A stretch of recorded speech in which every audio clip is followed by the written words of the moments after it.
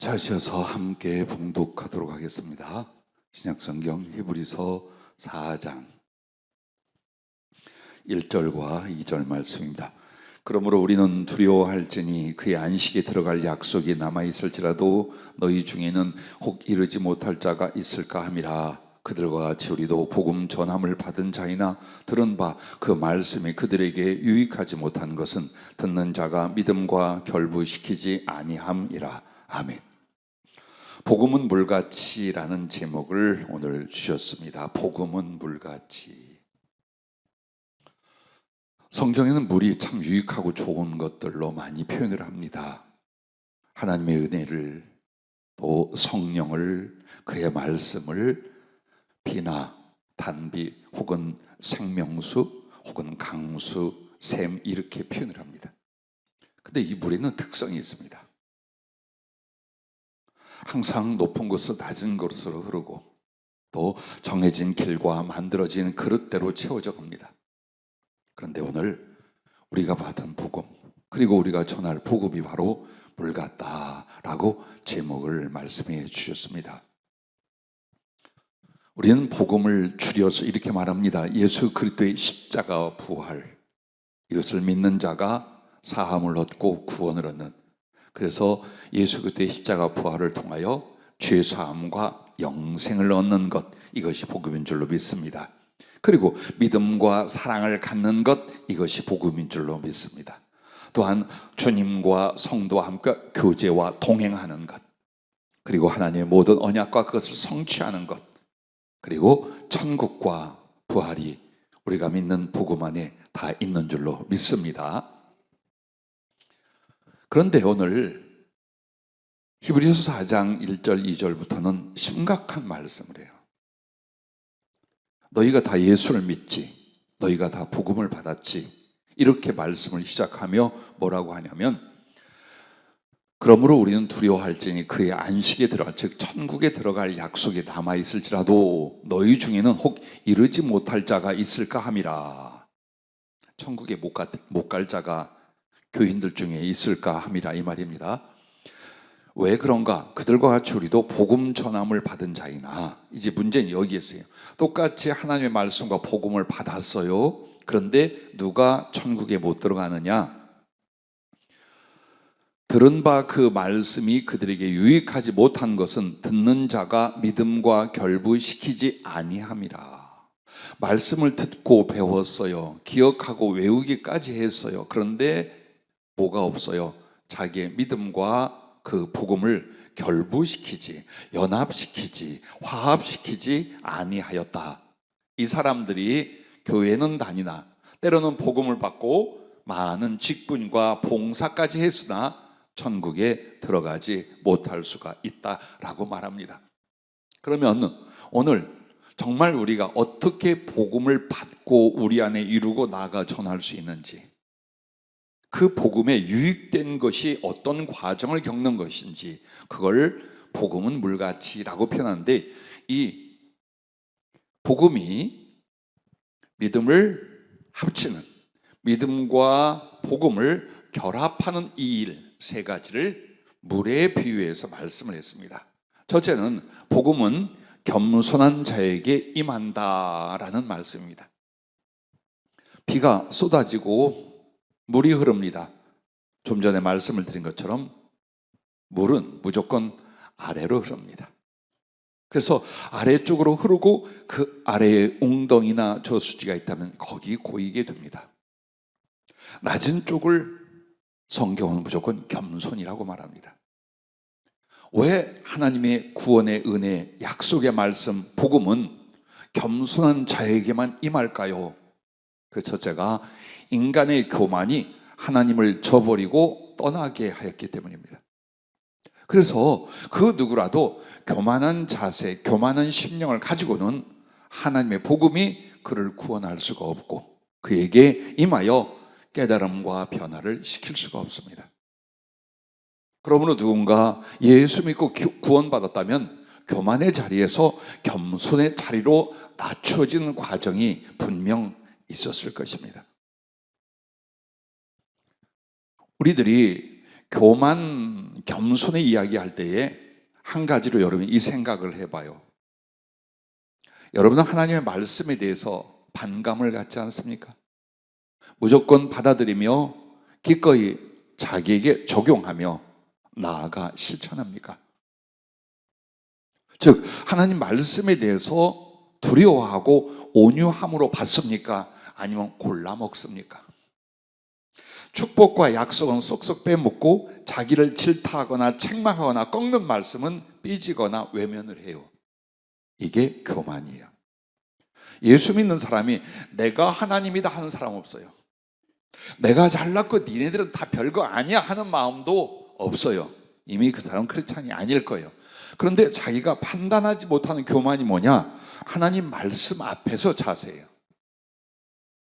여러분에게 성경 말씀을 나누던 성령이 직접적인 지시와 명령과 권면을 하시던 그때에 여러분은 그것에 대하여 내가 아니야, 저쪽이야. 이게 교만이에요. 나는 뭐 그 정도는 통과하지, 교만이에요. 하나님 말씀 앞에서 여러분 두 가지를 가져야 돼요.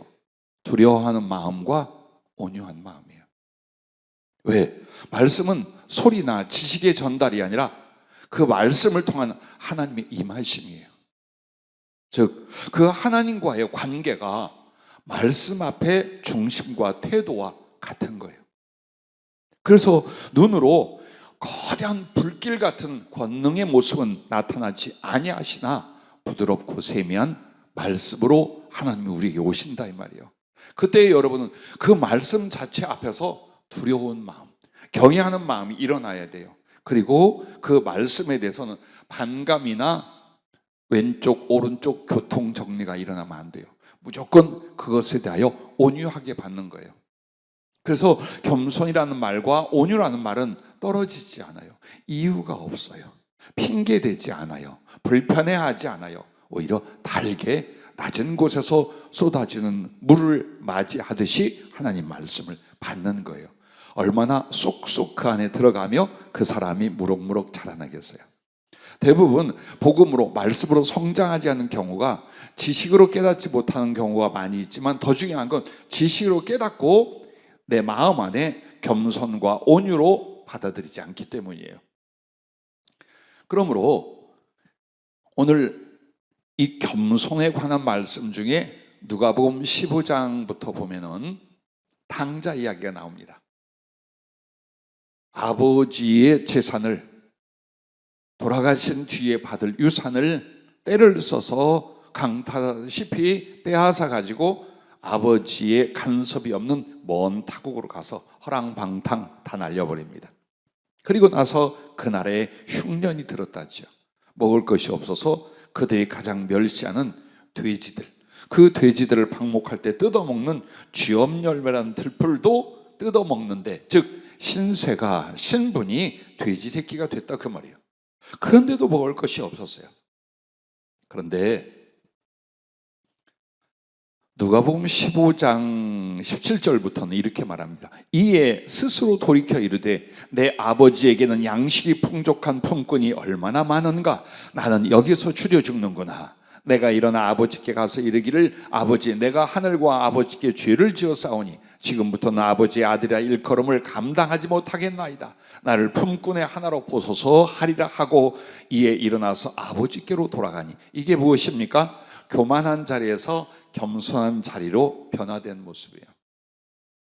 아버지를 주님이라 하나님이라 생각해 보십시오. 그리고 그 아버지 주시는 모든 약속과 은혜가 복음이라고 생각해 보십시오. 나와 많은 인류는 이렇게 하나님을 떠나 있었습니다. 육신의 정욕과 안목의 정욕과 이생의 자랑을 위하여 하나님과 그 은혜를 저버리고 살았습니다. 그런데 어떻게 예수 믿고 그 복음이 우리에게 임했을까요? 여러분을 낮추시는 겸손한 어느 순간들이 있었어요. 돌이켜보세요. 돌이켜보세요. 저도 제가 사랑했던 것과 자신 있는 모든 걸 다 잃어버린 뒤에야, 정말 겸손이 아니라 가장 비참하고 궁핍해진 뒤에야 이 마음에 하나님을 향한 생각이 일어나기 시작했어요. 구원이나 천국에 대한 생각도 그때서 일어났어요. 내가 내 힘으로 무엇인가 할 수 있다고 여길 때, 내 꿈과 내 사랑이라 여기던 것들을 앞세울 때 전혀 예수님이, 복음이, 하늘나라가 내게 필요치 않았어요. 그래서 수없이 많은 사람들에게 복음으로 다가가지만 그 복음을 영접할 때 그 사람은 어때요? 겸손한 심령 상태가 되게끔 만드십니다. 지난날 고난을 겪으셨습니까? 혹은 다른 사람의 고난이라도 큰 슬픔을 함께 했습니까? 모든 고통과 낮아짐은 우리의 심령을 겸손케 만드는 하나님의 은혜였음을 믿으시기 바랍니다. 자, 왜 이 겸손이 중요한가? 겸손만이 자기에 대하여 정직하게 만든답니다. 즉 한마디로 내가 죄인인 것과 비천한 자요 하나님께 심판받아 지옥에 갈 자라는 걸 스스로 인정하는 단계는 어디에서 올까요? 겸손의 자리에서. 그래서 겸손은 비굴해지는 게 아니라 정직해지는 거랍니다. 나 자신에게 가감하지 않아요. 나 자신을 변명하거나 혹은 나 자신에게 희망이 있는 척, 내 자신이 무엇이나 하나님 앞에 괜찮은 척 않는단 말이에요. 왜? 이제 보이는 거야. 내가 하나님 앞에 어떤 죄인인지, 그리고 그 비참한 인생이 무엇인지, 죽음과 심판은 내게 어떻게 오며, 나 아무리 애를 써도 지옥에 10번도 더 들어갔을 인생이라는 것을 가르쳐서가 아니라 내 영혼이, 내 양심이 그것을 인정하고 하나님께 자복하는 거예요. 뭐가? 겸손히 자기를 보게 만드는 겁니다. 나의 죄를 어디에서 보느냐? 겸손해진 사람만이 보는 거예요. 그렇게 해서 나의 죄성과 죄의 비참과 그 결과를 나를 통해 내가 알게 됐다라면 이제 하나님과 십자가의 부르심 앞에 무릎을 꿇게 되는 것입니다. 그래서 이 세상에 값없이 하나님이 복음을 주셨지만, 그리고 그 복음을 전하게 하여 하나님의 아들 예수께서 사람 되어 십자가에 달려 모든 지옥의 저주까지 받으시고 살아났지만, 그리고 많은 사도들과 함께 성령으로 이 복음을 지금도 전하고 있지만, 그 복음이 누구에게 임하여? 겸손한 사람에게 임한다라는 것입니다. 우리도 이 탕자 이야기를 통해 어떤 교훈을 받으시려 합니까? 내 하나님에 대하여, 내 예수님에 대하여 이 아들의 입장이 되는 겁니다. 아무리 그분이 나를 높여주셨어도, 내 죄를 사해 주시고 많은 약속과 영광을 주셨다 할지라도 나는 어떤 사람이에요? 용서받은 죄인일 뿐이에요. 그래, 하나님 나를 의롭다 하시더라도 내 양심은 알아요. 아직도 내 인격과 삶 속엔 죄성이 가득해요. 그래서 나를 의롭다 하시나 나는 이렇게 고백하는 거예요. 나는 용서받은 죄인입니다. 그래서 주님이 나를 잊으면 잊혀질 뿐이고 버리면 버려질 자 맞습니다. 그게 항상 하나님 앞에 우리의 중심이에요. 그리고 나의 죄를 알고 나서 여러분의 눈을 들면 십자가에서 그 붉은 피를 쏟아내고 계신 예수님을 보게 될 겁니다. 온몸이 찢기고 살이 에어져 떨어져 나간 주님을 볼 것입니다. 머리부터 발끝까지 짓이겨지고 상한 주님을 볼 것입니다. 그 눈에 흐르는 피눈물과 사지에 쏟아낸 피를 보게 될 것입니다. 그 머리 위에 지옥이 내려져 와 있는 것도 경험하게 될 것입니다. 그런데 그때 여러분의 겸손은 저 예수님의 십자가와 저 어마어마한 희생이 바로 나 하나를 위한 것이라는 걸 고백하게 됩니다. 그러므로 겸손한 자에게 복음이 임하는 건 이와 같은 은혜요, 그 자리에서 거듭나게 됩니다. 오늘 구원은 믿음이라 말합니다. 그러나 그 믿음의 진실은 겸손이 아니면 일어나지 않습니다. 끝까지 하나님을, 복음을 의지하지 않기 때문입니다. 나는 당신 앞에 아들이라, 후사라 나는 말할 수 없습니다. 나는 그냥 당신의 종입니다. 이 아들이 그렇게 고백해요. 아버지가 옷을 갈아입히고 가락지를 끼우고 신발을 신기고 아들로서의 모든 권세와 영광과 사랑과 행복을 다 회복하나 가슴에는 언제나 이게 나는 아버지의 종입니다. 내가 참 두려워 사랑하는 말이 이 말입니다. 나는 주의 종입니다. 나는 주의 종입니다가 직분을 말하는 게 아니에요. 진짜 종이란 말이에요. 나는 그분의 아들이요, 사랑하는 아내요, 왕비요, 많은 수식어가 있지만 내 양심과 자세는 나는 주님의 종입니다. 내가 무엇이 관대 거역하며 고집을 부리며 나를 앞세우겠습니까? 어느 순간에든지 항상 가슴속에서 나는 당신의 종입니다. 마땅히 해야 할 것을 할 뿐입니다. 그게 겸손이에요. 그리고 여러분과 나는 그렇잖아요. 실제로 겸손을 떠는 것이 아니라 실제가 그렇잖아요. 죄를 다 용서받고 그 피를 씻었다고 하나 아직도 내 안에서 죄가 풀풀 쏟아져 나오는 걸 내가 아는 걸 어찌 내가 하나님 앞에 고개를 들며 무엇을 이룬 의의를 말하고 공로를 말하겠어요. 그러므로 처음에 복음이 임하여 한 사람을 거듭나게 하는 과정에서 가장 중요한 건 바로 위에서 아래로 흐르는 것처럼 겸손한 심령, 바로 여기에 있음을 믿으시기 바랍니다. 두 번째로 복음은 순종하는 자의 것이 된다라는 겁니다. 자, 피 그리고 물은요 길대로 갑니다. 좁은 도랑이든지 넓은 강이든지 그리고 길쭉한 그릇이든지 항아리든지 저수지든지 어떤 그릇이나 길에 척척 자기를 맞춰요. 하나님의 요구, 하나님의 축복, 하나님의 부르신 말씀 앞에 자기를 거기에 딱딱 맞추는 순종. 이 사람은 복음이 임하는 정도가 아니라 복음이 그의 것이 되더라 라는 말씀입니다. 순종은 복음의 믿음을 결합하는 것입니다.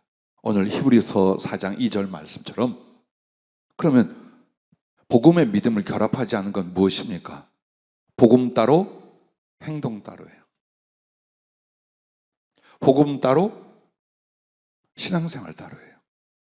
즉 신앙생활이라는 건 내 관점과 내 이익과 내 삶의 판단으로 하고 있어.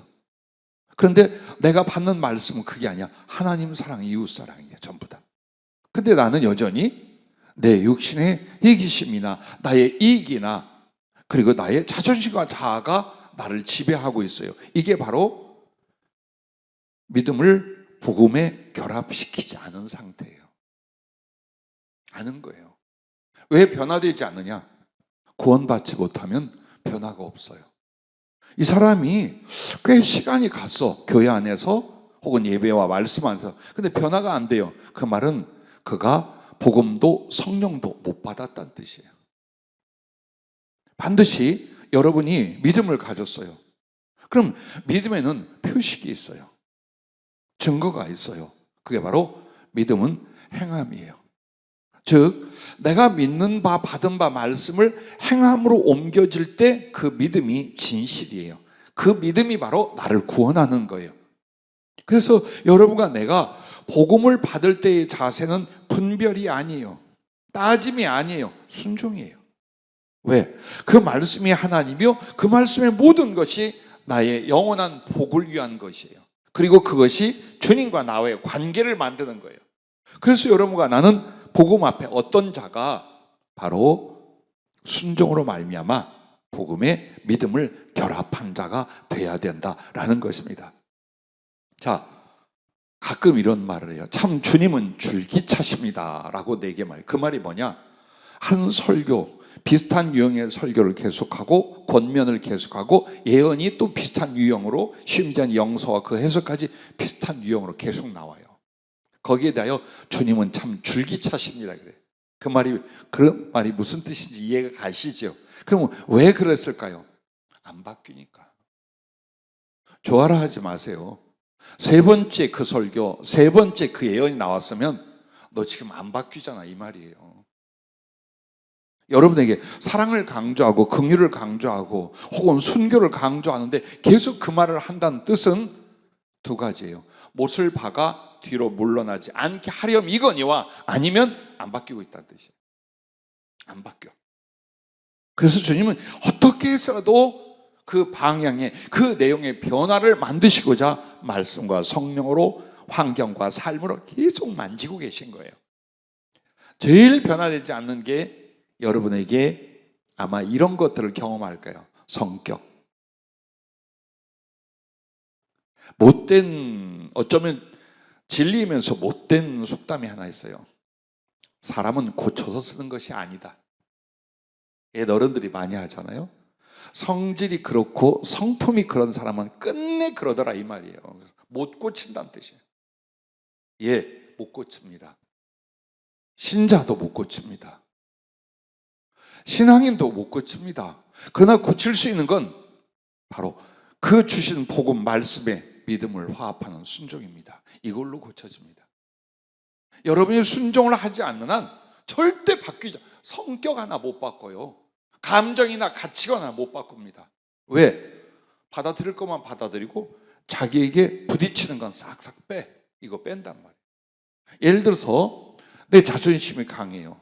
근데 너는 이제부터 자존심 없어야 돼. 네 자존심은 예수요. 네 자존심은 예수님 높여지는 거야. 그러니까 너는 아무것도 아니야. 안 된단 말이에요. 이게 막 올라오는데 나보다 더 소중한, 나보다 더 이쁜 공주가 어디 있어?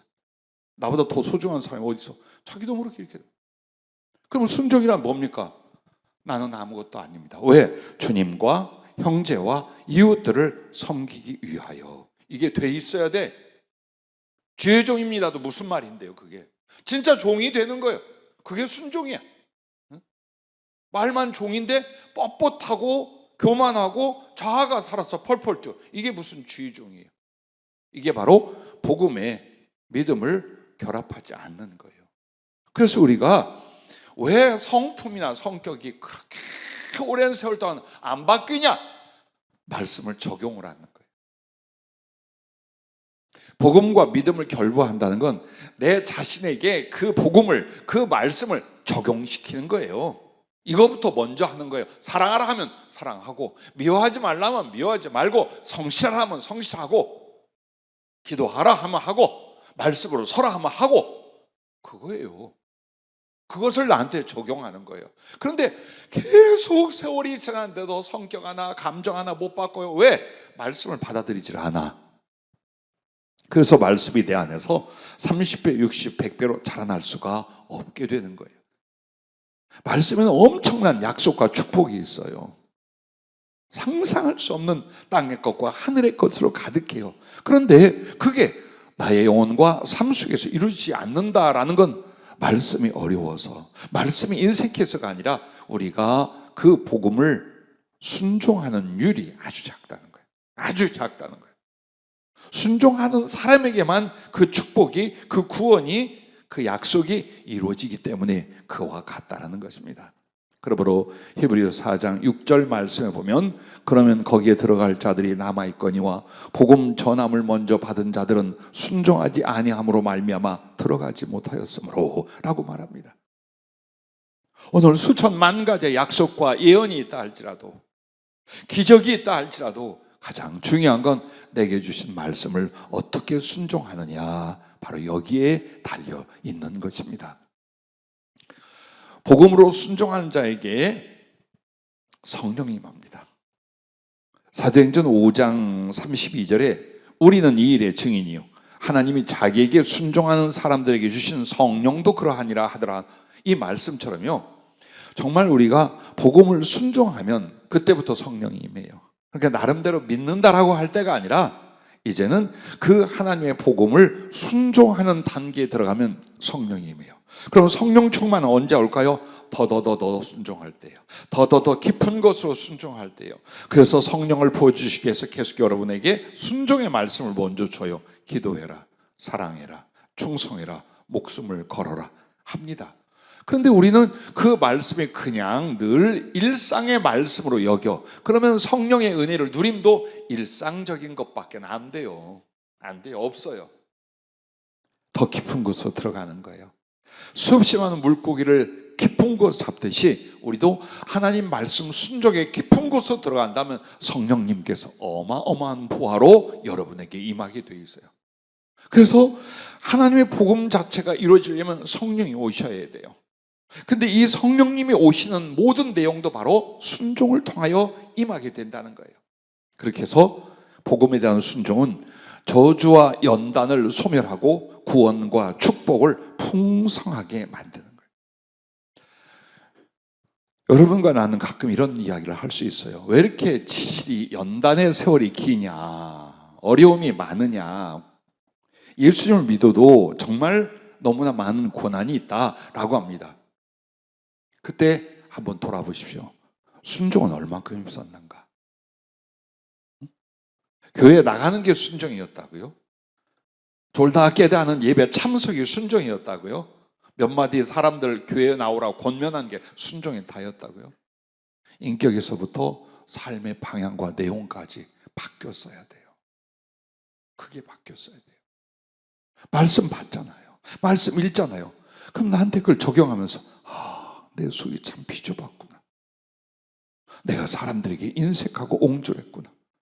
내가 하나님을 사랑한다고 말했지만 하나님을 경멸하고 살았구나. 하나하나 그걸 보면서 어떻게 해요? 나를 그쪽으로 이끌어가고 안 되면 놓고 기도하는 거예요. 기도하는 거 여러분이 능력을 얻을 때가 언제인 줄 알아요? 잘 안 되는 순종의 부분을 기도를 통하여 순종으로 영혼이 바뀌었을 때, 이때 강력한 능력이 일어나게 돼요. 이 부분이에요. 그래서 내 스스로 자아 의지와 성품으로 안 되는 그 부분을 가지고 정직하게 하나님과 성령께 도와달라고, 변화되기를 원한다고, 말씀대로 되기를 원한다고 목숨을 걸고 기도할 때 어느 날 내 의지가, 내 생활이 바뀌기 시작해. 그때 하나님의 강력한 능력들이 부어지는 축복의 역사, 그때 일어나요. 그때까지. 그래서 그때까지는 여러분과 나에게 뭐가 오느냐? 소위 말하는 시련과 연단의 세월이 돼요. 그걸 잊지 말아야 돼요. 그런데 바로바로 순종하면 왜 연단하시겠어요? 왜 시련과 고난을 뭐라고 하나님이 주시겠어요? 안 줘요. 왜? 더 축복해서 더 크고 소중한 사랑의 일들, 충성의 일들을 하라고 진격시킬 거랍니다. 그러므로 순종은 저주와 연단을 소멸하고 구원과 축복을 풍성하게 한다는 사실입니다. 성령께서 이와 같은 이야기를 하나 해주셨어요. 열왕기상에 나오는 사르밧 과부,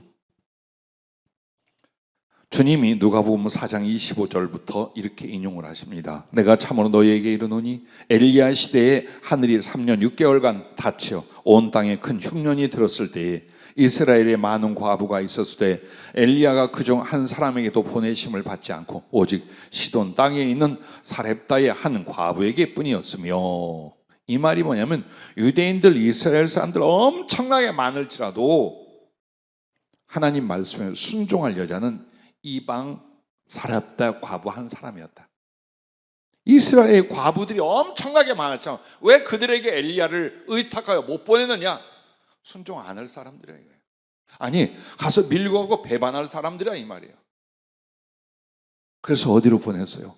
순종할 수 있는 영을 찾아보니 주님 말씀처럼 시돈 땅 사렙다에 있는 한 과부를 주님이 지목하신 거예요.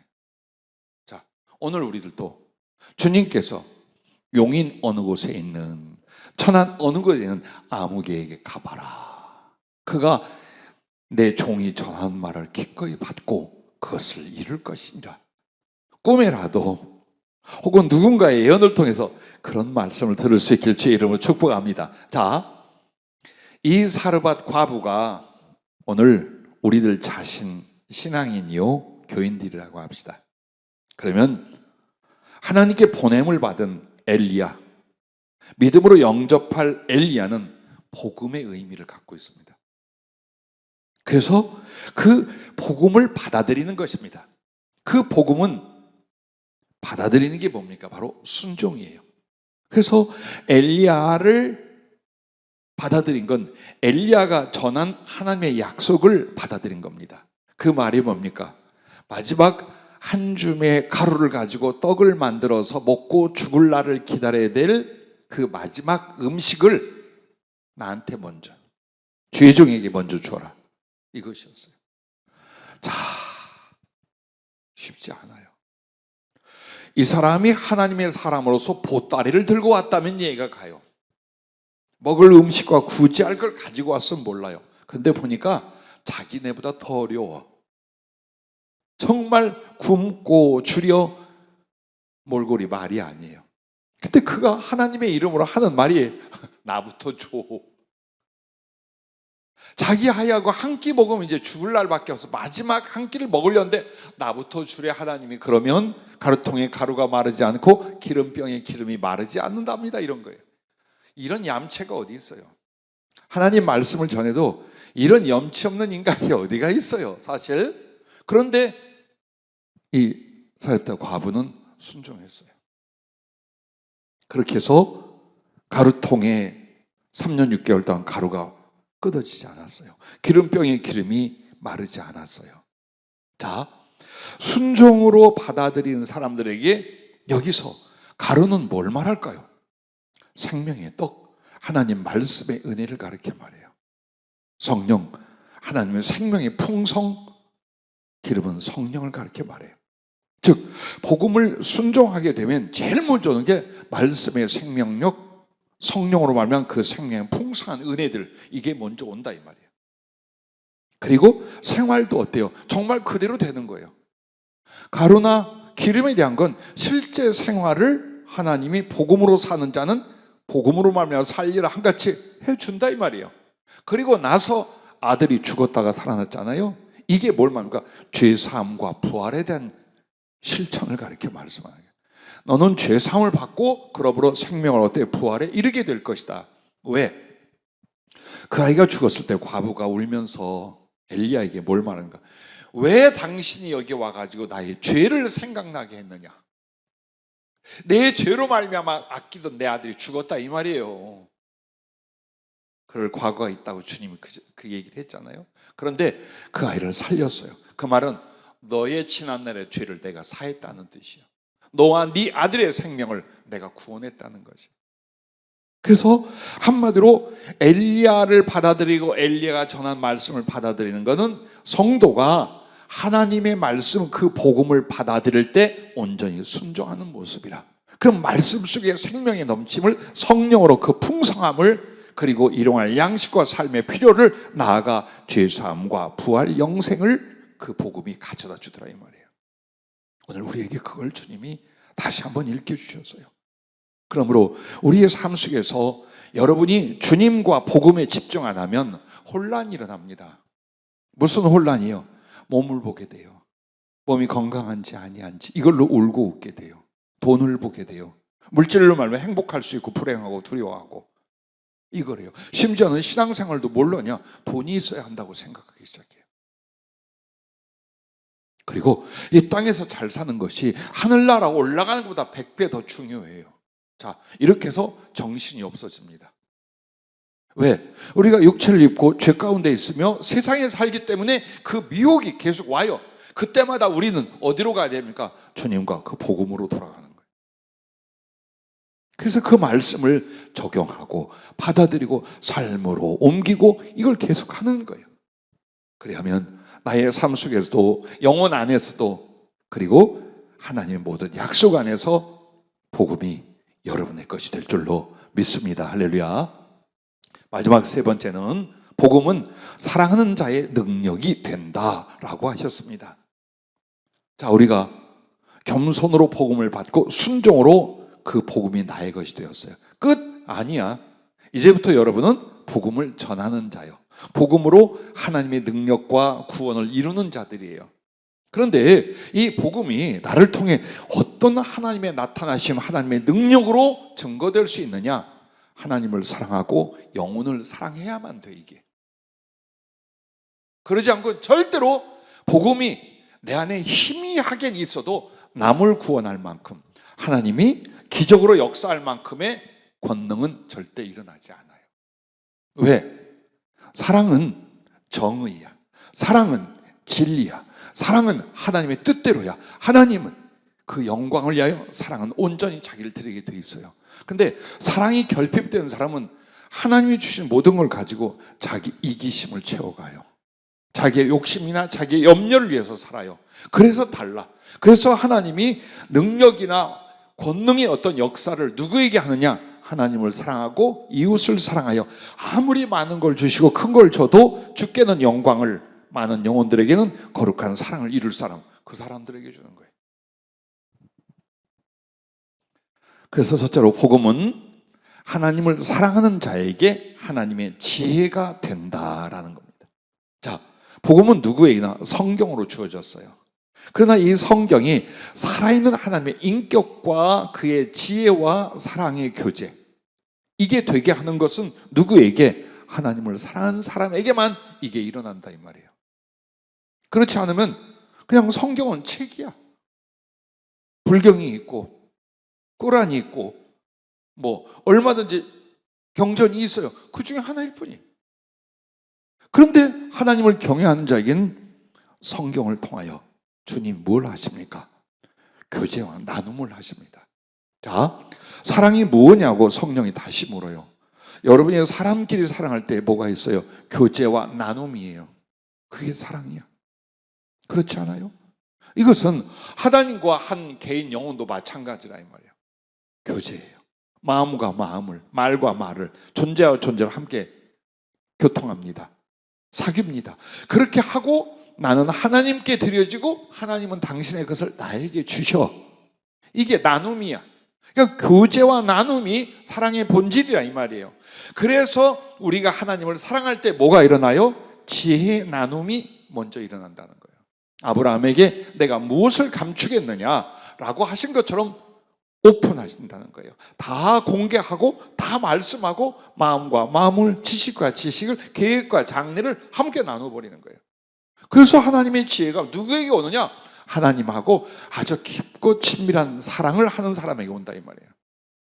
마치 부부에게 비밀이 없듯이, 친한 친구가 생명을 함께 나누듯이 하나님과 그런 사이가 되는 거예요. 그래서 하나님의 지혜가 마치 여러분이 오해를 하는 게 뭐냐면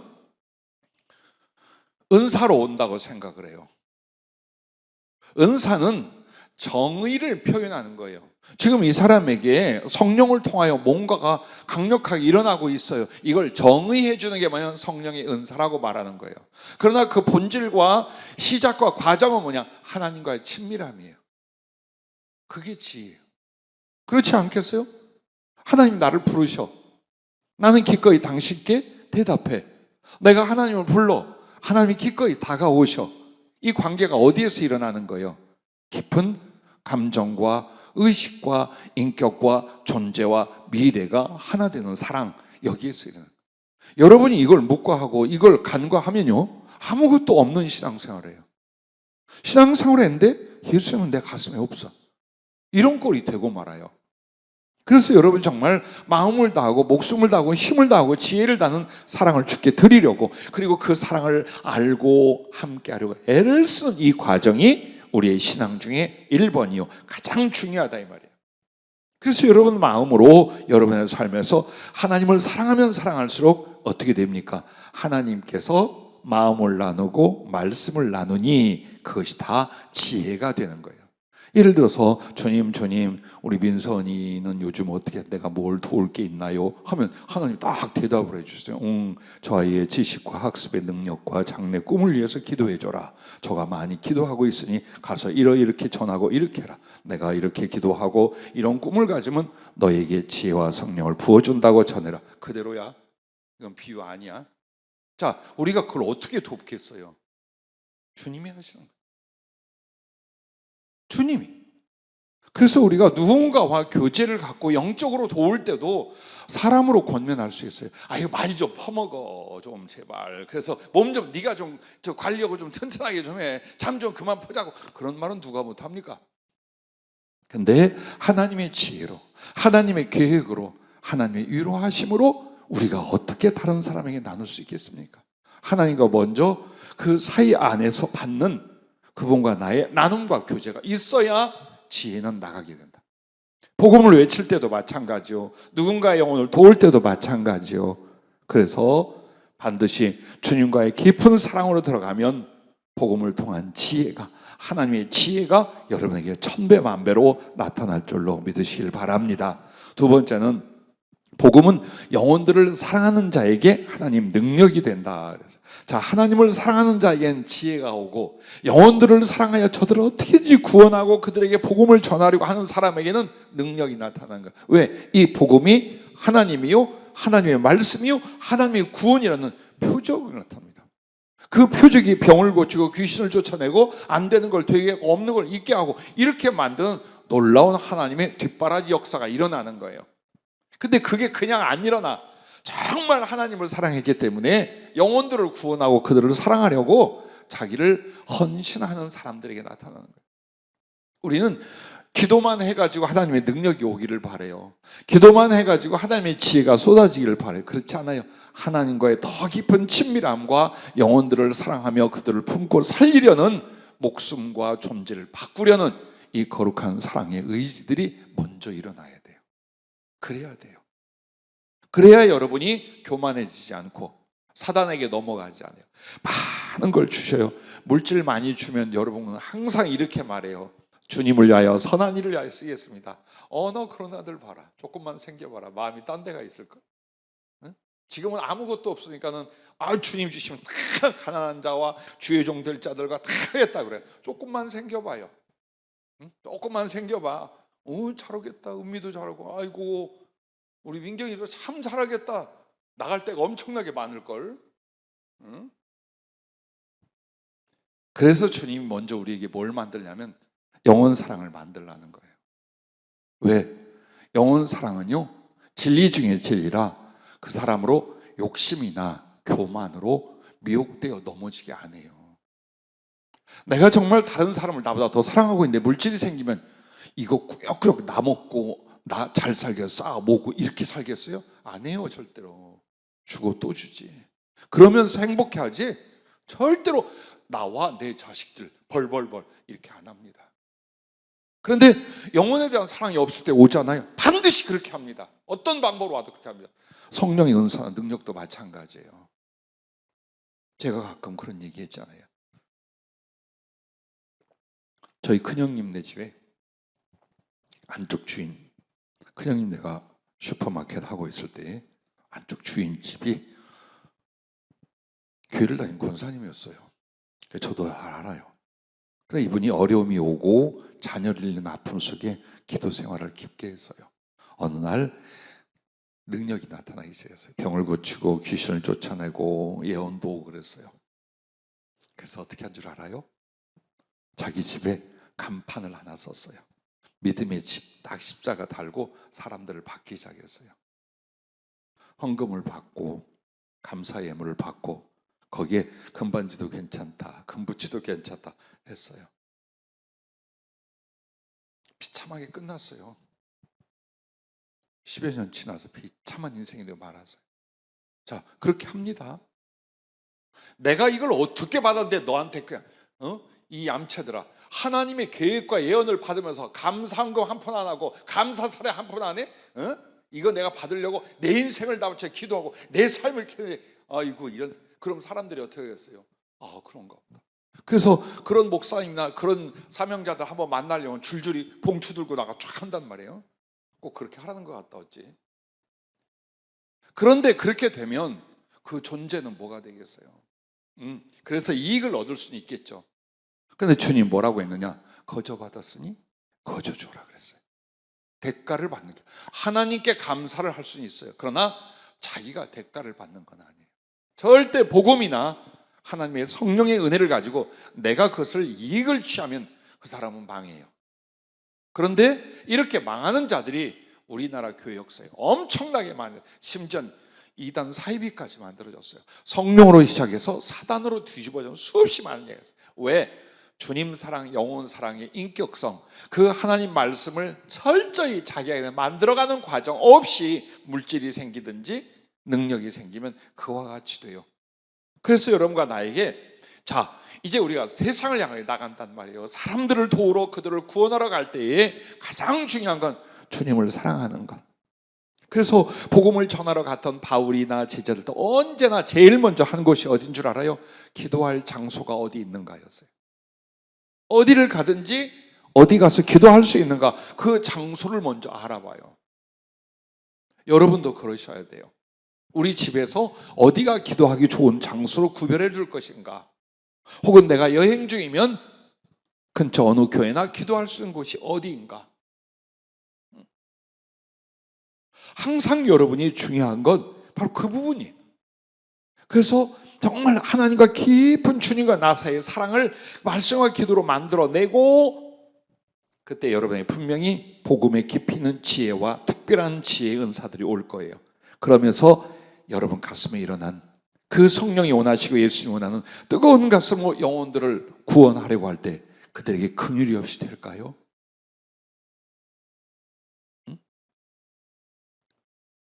나는 참 좋은 것 중에 하나를 동물들에게 긍휼을 갖는 거라고 해요. 보잘것없는 존재에게 생명이 있다는, 그 다음에 인격성 유사한 그들의 정신 세계가 교감이 된다는 이유로 정말 여러분이 불쌍히 여길 수 있죠. 사람에게는 어떻게 할 것 같아요? 그죠? 그렇다면 사람에게는 이 사람은 어떻게 할 것 같아요? 10배, 100배 더합니다. 정말 마음속에 정의라는 것, 긍휼이라는 것, 사랑이라는 것, 얼마나 중요한 선물인지 몰라요. 그리고 그것을 여러분은 희생시키지 마세요. 여러분 안에 있습니까? 키우세요. 풍성하게 키우세요. 그리고 그 긍휼이나 정의나 사랑이 나를 움직이게 만드는 거예요.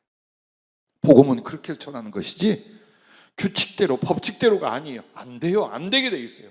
가슴이 막 울렁거리고 눈물이 나와야 돼요. 저 영혼을 살려야 할 텐데, 저에게 이 하나님의 소중한 선물을 나눠야 될 텐데, 예전에 나도 저렇게 살았는데 저게 전부인 줄 알고 저렇게 다 병들고 죽고 지옥에 갈 텐데, 이런 마음이 여러분 안에 막 불길같이 올라와야 돼요. 그때에 전하는 복음은 그냥 단지 언어가 아니라 능력이 나타나기 시작한다. 표적이 함께하기 시작한다. 바로 그걸 여러분 믿으시길 바랍니다. 자, 사마리아 사람이 여기에 해당이 되는 거래요. 사마리아 사람이 강도 만난 자를 구출할 때 그가 어마어마하게 많은 것을 갖지 않았어요. 그러나 자기가 가지고 있는 모든 소유가 다 영혼을 구원하는 능력과 지혜와 도구가 됩니다. 그리고 하나님은 얼마나 더 많이 부어주시겠습니까? 그런데 하나님을 경외하고 영혼을 사랑하는 마음이 없는 레인과 제사장은 어떻게 됩니까? 그들에게 능력이 나갈까요? 그들에게 지혜가 있을까요? 그들에게 하나님의 후원이 있을까요? 없어. 즉 예수 믿고 살아도 자기밖에 모르는 이기심과 냉정한 사람들은 주님하고 별로 상관이 없다는 뜻이에요. 진짜 교인이 누구냐? 진짜 예수 믿는 사람이 누구냐? 불쌍한 사람을 향하여 가슴이 불쌍하고 견딜 수 없는 연민과 긍휼을 품고 가까이 가는 거예요. 그리고 내게 있는 걸로 그 영혼을 구원하고 돕게 다 나눕니다. 그럼 하늘의 것이 옵니다. 하늘의 것이 와요.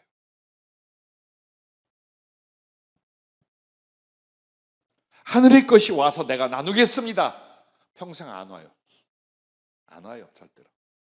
내게 있는 거 먼저 가난하든 약한 이것 가지고 나누고 나면 하나님이 그의 사랑을 인정하시고 진심을 인정하사 그 뒤부터 하늘의 것으로 그 사람을 부어서 쓰시게 되어 있는. 오늘 여러분과 나에게 자꾸만 이 빈손을 들여다보려고 하지 마십시오. 나한테 무엇이 있는가? 내가 뭐 얼마나 가지고 있는? 아니요. 그건 많아도 작아도 별 의미가 없어요. 이쪽이에요. 손이 아니라 심장이에요. 주님을 향하여, 영혼들을 향하여 어떤 사랑이 있는가예요. 능력은 여기서 나오는 거지 이 손에 있는 게 아니에요. 가슴을 만들면 분명히 여러분 사람들에게 나눌 거예요. 다가갈 거예요. 그리고 그들에게 다가가서 나누다 보면 분명히 열려진 심령 안에 복음이 들어가고 구원받은 역사가, 그리고 필요하다면 권능과 능력의 역사도 함께 그때 일어나는 거예요. 이걸 다 내가 만들고 모아서 내가 복음 전하, 아니요. 가슴을 안고 나가면 하나님은 반드시 그렇게 하시게 되어 있음을 믿으시기 바랍니다. 그래서 물을 보세요. 복음은 사랑하는 자의 능력이 된다는 거에 물에 대한 비유가 뭐냐면, 물이 누군가에게 주어졌을 때에 사랑이 있는 사람들 있잖아요. 그럼 그들은 그 물을 가지고 식물들을 살리고 동물들을 살릴 거예요. 관계 수로 시설을 하며 농작물을 지을 수 있게 할 거예요. 그 물로 수없이 많은 사람들을 돕고 살리는 이쪽으로 살 거예요. 물이 내 거라고 한다면. 예, 그렇답니다. 그런데 만약 이걸 가지고 나눠줄 수 없어. 그럼 물에 빠져 죽어요.